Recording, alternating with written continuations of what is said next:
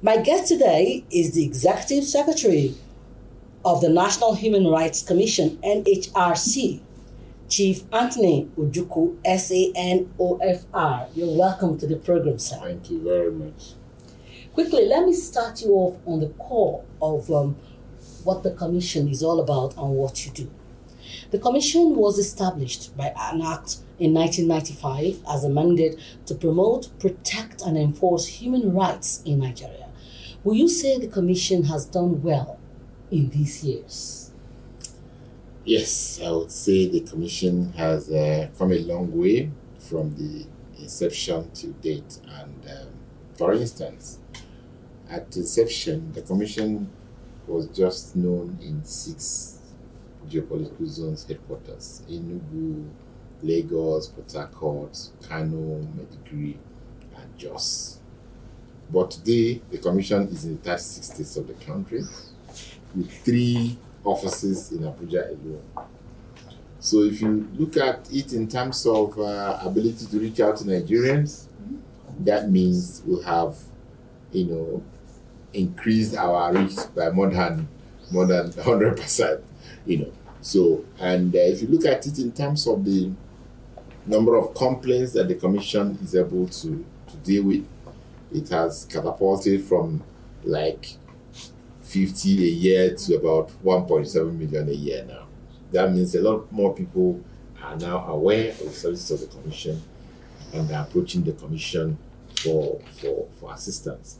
If you look at it in terms of number of civil society groups that are partnering with the Commission, it is virtually every civil society group in this country today is angling to have one thing or the other to do with the Commission. If you look at it in terms of the number of Nigerians who have benefited from the Commission, the success stories are abound. So many issues on domestic violence have been resolved. So many issues of police brutality have been resolved. So many issues of people whose right to work or health have been violated have been resolved. So I have no doubt that if you think of what the Commission has been able to do throughout this period, it will not be contained even in one volume of a book. Well said, sir. Now, let me ask you, let's backtrack a little, and let me ask you this question. Let's say we want to talk to the person in the street who doesn't know what the role of the NHRC is or are. Can you reel out for us? The main work of the NHRC is monitoring and investigating complaints of human rights violation. A typical example is a member of the public has been arrested by the police and is being put into detention. He doesn't even understand why he's being detained, or probably he's detained more than 24 or 48 hours. He comes here, make a complaint. So we're able to find out from the police. We go and say, okay, fine, why are you detaining him? Did you explain to him why he's being detained? And that alone, if he was being detained for any ulterior motive or something that is not justified, most times they release the person. Now, there will be cases where, for instance, somebody, even who is in detention, is being tortured. There are some cases, times when we went to SARS office in Abattoir, and we discovered that some of the people there, they shot them on their legs.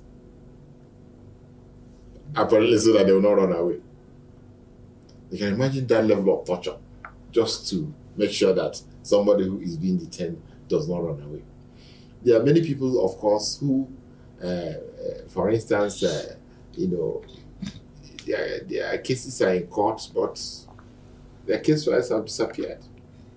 We go for jailbreak, we go for jail delivery at times. When we go to the prisons, we find out that the kind of food people are being given there is substandard. We advocate that, no, this is not food meant for human beings. And the government has increased the food ration. There are cases there where you go and the person is entitled to appeal. Maybe somebody has been convicted to death and is supposed to be entitled to automatic appeal, and there's nobody to help. And we advocate, civil society groups, lawyers come and take up the case and appeal. And at times, their death sentence is converted to life imprisonment. You have saved a life there. There's so many cases where you go out there on the streets and people are just carried by task force people just because they are poor. They are selling granules, they are selling banana. And they carry them and go and dump them. I say, no, you cannot criminalize poverty. You saw the cases in Abuja where women go out in the evening. It could be my wife, it could be anybody's wife. They'll be waiting for taxi, and tax force will come and pack all of them and say they are prostitutes just because they went out. And when they even get to the police station, some of them are sexually molested. So if you really arrested them because they were violating the law, why do you now molest them when they are in detention? So you start wondering whether the initial reason for even arresting them was not to expose them to this kind of violation. So the work of the commission is getting clearer to the people every day, because we use opportunities like this to explain our work to people, because sometimes people may not even know they have a right. And the beginning of the defense of their right is even the knowledge that their right is being violated. Because of long period of military rule, most of our people have accepted what is happening to them as normal. So with the coming of democracy and the establishment of Human Rights Commission, we have been creating awareness on what are the violation of your rights. What can you do when your rights are violated? Can you go to such and such a place to go and access assistance? Because unless you come for assistance, I know part of our work is, once we see any human rights violation, we don't have to wait for anybody to tell us. We can go in straight and investigate and deal with it. But how many we will notice? There are so many that will happen without our notice. So a major mechanism for our promotion and protection of human rights also lies with those whose rights are violated to report or to complain. So our being able to put offices in all the states is to get nearer to the people. Because if our office is only in Abuja, somebody may be discouraged to say, and we have to investigate these complaints anyway.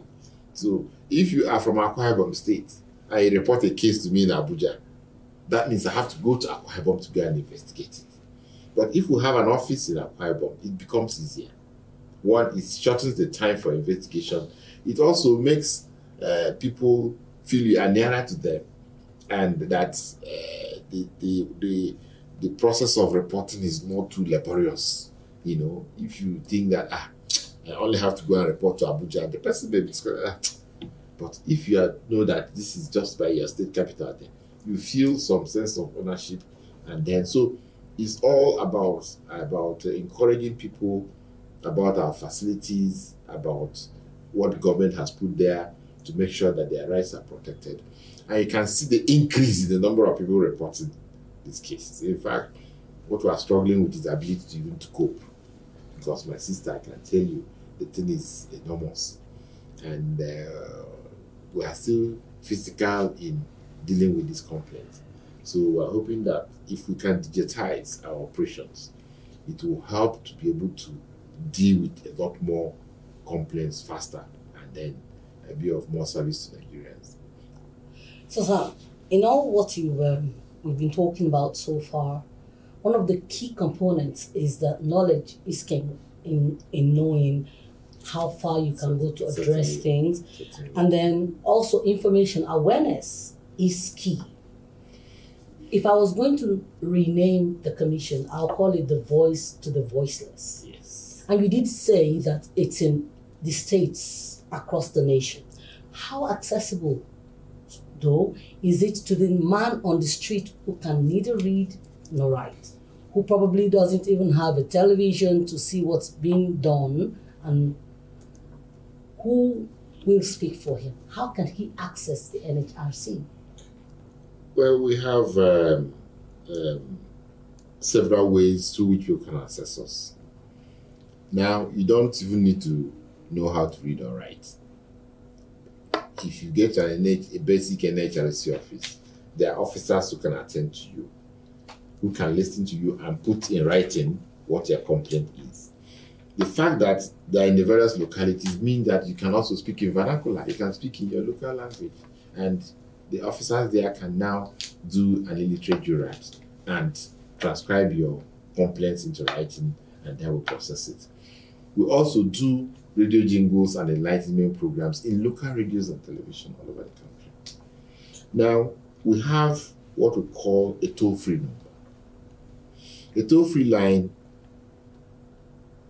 that means you can access us from any part of the country, because even though you are in your state, you may not still be able to access the state capital, for instance, if you're operating from the local government.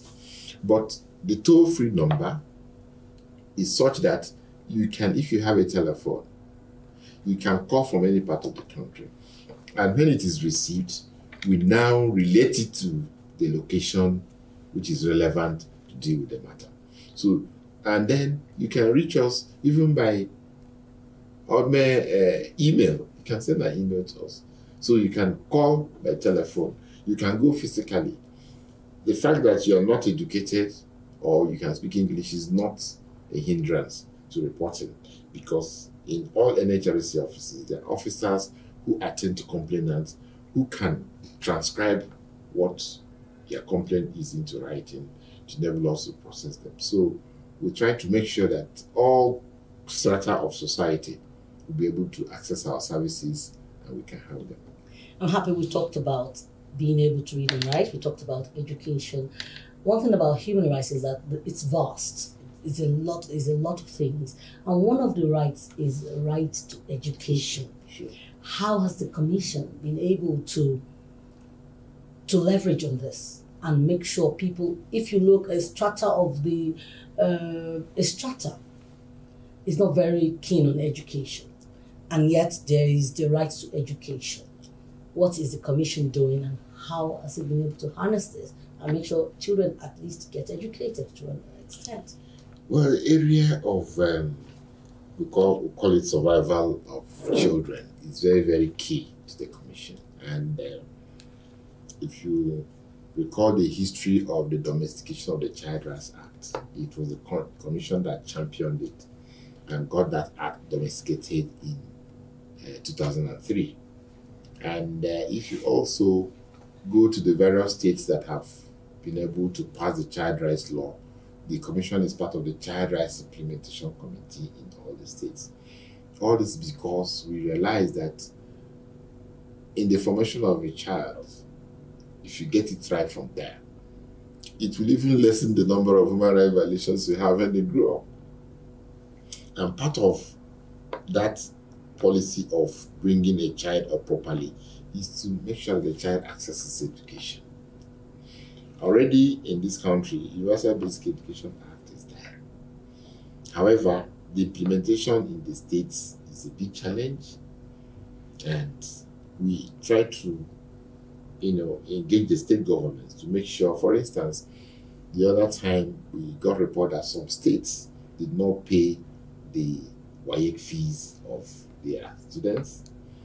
Some, because of that, the WAEC results could not be released. And you can, for 2 or 3 or 4 years, that means nobody had been able to enter the university from from children from those states. So we had to engage those states and WAEC to make sure that these issues were resolved and the results have been released. Now, also, we create local awareness on the need for education. We do radio programs, we do television programs, and we have a human rights education department to tell you how important we know education is to the issue of promotion and protection of rights. The human rights education department, which is also across the states, goes out to meet members of the public, the market women, the motor park people, the school, visit the schools every day. When we get to schools, like if a girls' school, we teach them so many things that can help them protect themselves from sexual and gender-based violence. We teach them how they can, you know, protect their health, for instance, you know, reproductive health rights, and so on and so forth. So the Human Rights Education Department is a key aspect of our work, where we reach out to people, where we teach them their rights, where we tell them, what do you do when your rights are violated? And that explains why there seems to be a groundswell of the number of people who are trying to access our services, because a lot more people now know what to do when their rights are violated. Thank you so much, sir, for how far you've really illuminated us on what's going on in the Commission and the work that is being done. Now, there is a saying that a tree doesn't make a forest. So what is the synergy of your Commission with other organs of government in ensuring human rights are protected in the country? Well, human rights promotion and protection is not the business of the Commission alone. We do a whole of a country approach in terms of promotion and protection of human rights, because part of the strategic work plan of the Commission, the work plan we set to be able to achieve our mandate, identify that we must work with other ministries, departments, and agencies. We must work with the civil society, NGOs, and so on and so forth. So, as part of the strategy to achieve our work, we'll have to work with other agencies. Now, we have a national action plan for the promotion and protection of human rights, where we have also identified that part of the mechanisms for monitoring, promotion, and protection of human rights will blossom if we, collaborate with other agencies. I'll give you an instance. Now we are using social media. We are using social drama to be able to reach out to people, because we understand, we know that the youthful age are interested in things they see. That's the best way to pass the message. So if you look at, we have some television and programs that are used to deal with certain social vices, which are a discrimination or violate the human rights of people. And in that way, we're able to drive the message that this kind of things happening in the society constitute a violation of human rights. Under the Constitution, you're not supposed to discriminate against anybody. Anybody born is a freeborn. You don't say this child was born out of marriage, therefore is a bastard. No, there's nothing like a bastard under the Nigerian Constitution. There's nothing like a slave in Nigeria.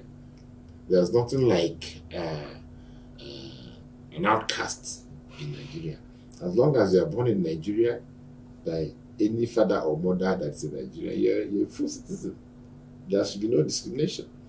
But you find out that a lot of our local cultures and traditions, remember there was a time in this country when babies were being killed, when albinos were being killed.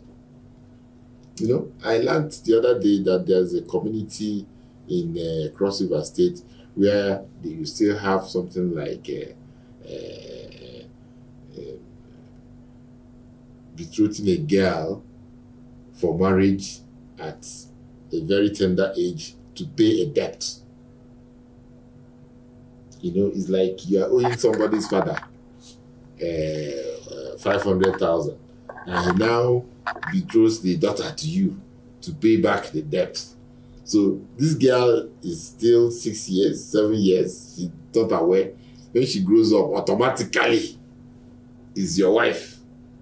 And this man may be 80 or 90 years, So those kind of, traditions. You go to the southeast or north central, like Kogi area, southeast area, there's something they call the Osuka system, where because of the old traditions, some people were said to be born as outcasts, and then they have now become subhumans. In some of their societies, they are not allowed to hold any position, a chieftaincy title, or the eze of the place, or even contest election, or all those kind of small discriminations that inhibit. And there are some places where you do a small thing, they say they have ostracized you. Nobody will communicate with you. And affecting your right to freedom of assembly and association. And these are small things which our people didn't know before. They had accepted these things as normal, a way of life. But through our awareness creation strategies now, the people are waking up to realize that, oh, you can't do this. This is wrong. And some of the people who are victims are now coming to us to come and protect them, because we have been able to open their eyes to know that these kind of things are not allowed by the Constitution of Nigeria. Okay, I want to talk about rape now. I want to talk about it because it affects any society negatively, if you ask me. Now, talking about on the premise of the culture and tradition of the people, of a country, and the African tradition especially, we thrive on what we call the culture of silence. And what the Commission has been doing, awareness. If you want to look at rape in yesteryears and rape now, which is more? And has the Commission been able to mitigate this? I know that during our monitoring of human rights violations during the COVID, we noticed an increase in the number of sexual and gender-based violence cases, which of course rape is one of them. What I think is, because of the awareness we have created now, more people now are able to report. More people have been empowered now to speak out and know what to do. Unlike before, really, the culture of silence, a lot of people just accept their fate because of the patriarchal nature of the system. They feel that nothing will be done. Maybe even if you report to the police will tell you, no, it's a family matter, go and resolve it in the family. Or even the man is never wrong. The family, the elders will gather and say, oh, please, no, this has happened. And the thing will be killed. It never, gets the light of the day. So a lot of women, prefer, even when they go through those kind of horrible experiences, they just... But now, it is no longer the case. A lot of people are able to come now and complain and are assisted. Rape is a very horrible thing. It is something which totally destroys the psyche of a young, the victim, because anybody can be a victim of rape. We have had cases in some countries where even old women in their 80s have been, attacked and raped.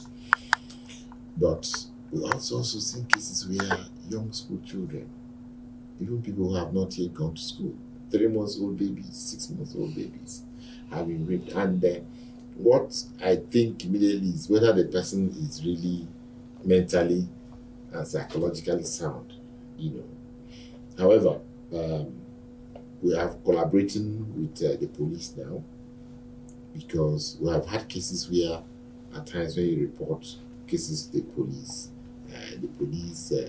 will tell them to go and handle it in the family circle. But now the police has woken up to this responsibility. Any case now that's reported to the police will eventually be tried. And we have also tried to let people know the dangers of rape and other sexual and gender-based violence, because it destroys the entire fabric of the society.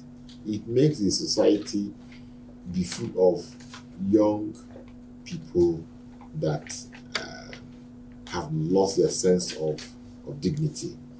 And that is very dangerous for society, So we totally condemn rape here, we have established a department which we call a Department of Women and Children, a department that deals with gender issues, to tell you how we have put priority on this.